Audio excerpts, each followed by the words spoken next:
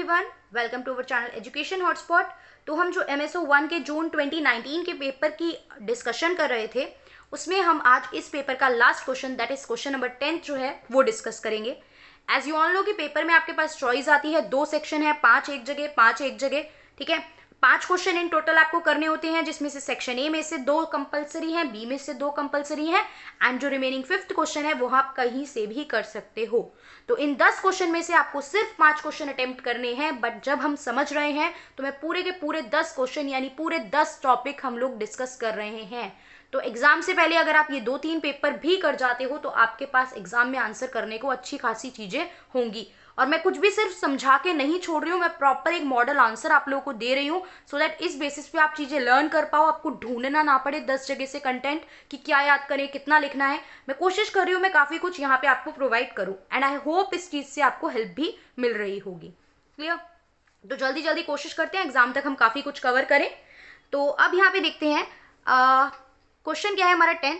How does Baudrillard analyse the post modern society discuss.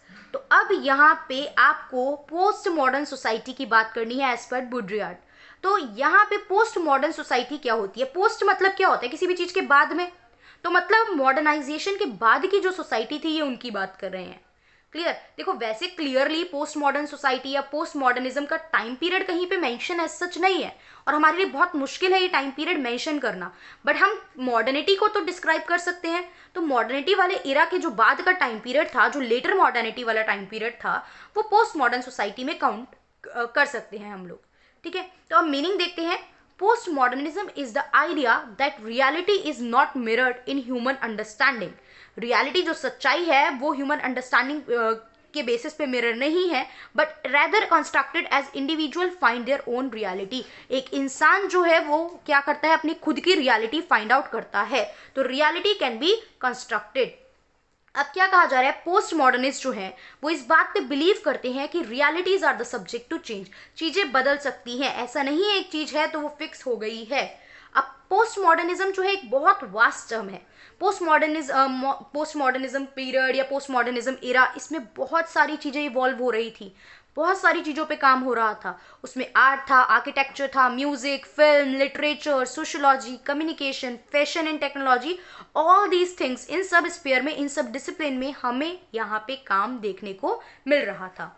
अब यहाँ पे अब बात करते हैं किसके बेसिस पे आपको एनालाइज करना था? यहाँ पे हमें बुड्रियाट के बेसिस पे एनालाइज करना था। तो इन्होंने आर्ग्यू करा कि मार्क्स एंड इनके डिट्रैक्टर्स जो थे, जो इनके फॉलोअर्स जो थे, उनका कंजर्वेटिव ओरिएंटेशन है, उनके जो पर्टिकुलर आइडियोलॉजी है वो थोड़ी कंजर्वेटिव वाली है।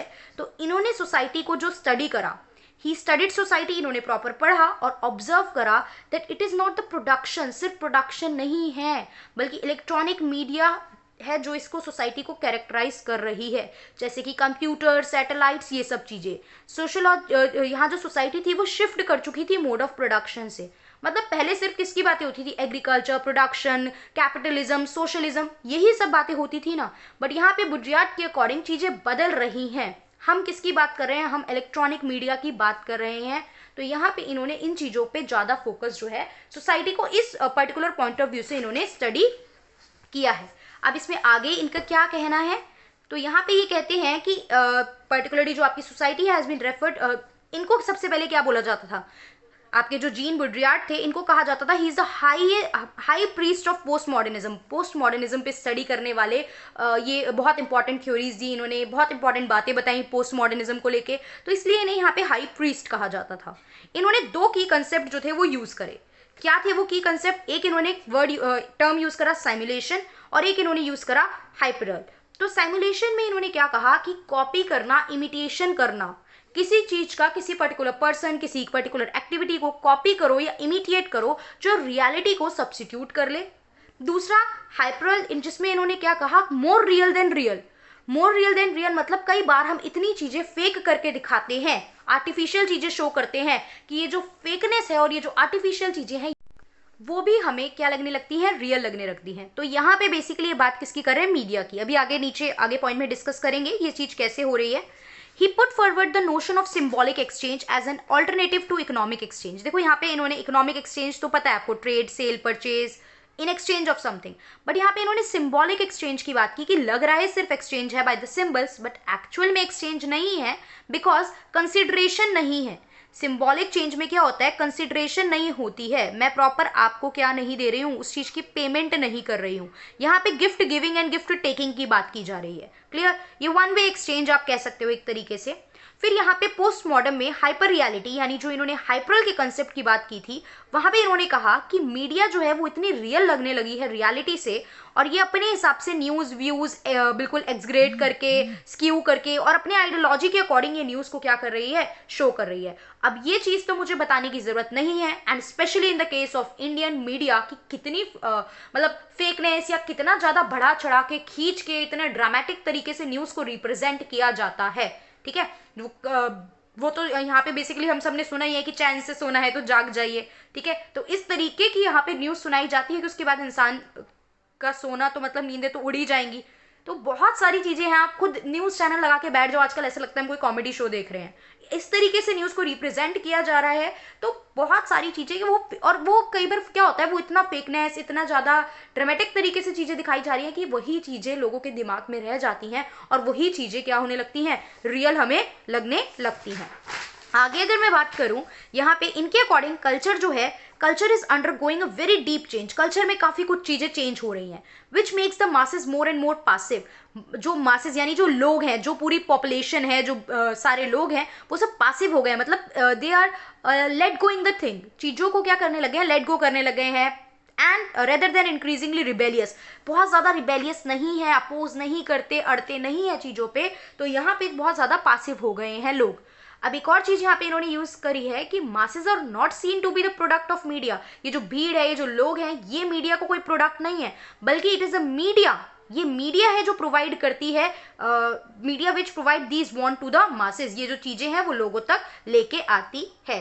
हमने नहीं कहा we want to know this, we want to know this, आप ही कुछ अटपटी सी इस गांव में ये हुआ, यहाँ ये जादू टोना हुआ, यहाँ ये हुआ, ये चीज लाके हम तक पहुंचा रहे हो।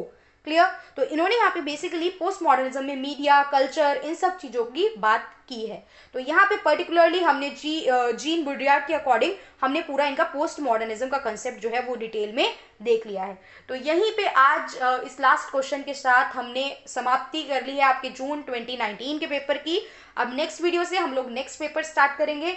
सो बहुत आप लोगों ने बहुत पेशेंस दिखाया, सपोर्ट करा, वीडियोस ठीक है, रेगुलर बहुत ज़्यादा वीडियोस तो नहीं आ रही हैं, देखिए आपको भी पता है इतना कंटेंट रेडी करना पड़ रहा है, ये सब लिखना पड़ रहा है, एकदम से नहीं हो पाती, things will take time, but आप लोग पेशेंस रख रहे हैं, सपोर्ट कर रहे हैं, वीडियोस पसंद आ रही है। I am very glad that ये आपकी किसी भी तरीके से हेल्प कर रही है वीडियो, आपके एग्जाम अच्छे से हो जाए, बस ये वीडियो बनाना और इतनी मेहनत करने का पर्पस जो है वो सॉल्व हो जाएगा।